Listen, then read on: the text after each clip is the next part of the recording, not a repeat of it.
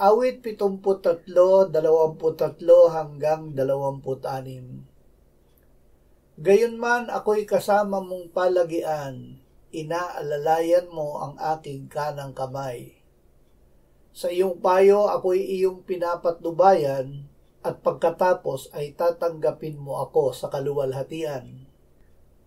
Anong mayroon ako sa langit kundi ikaw? At liban sa iyo'y wala akong anumang ninanasa sa lupa. Ang aking laban at ang aking puso ay maaaring manghina, ngunit ang Diyos ang lakas ng aking puso at bahagi ko magpakailanman.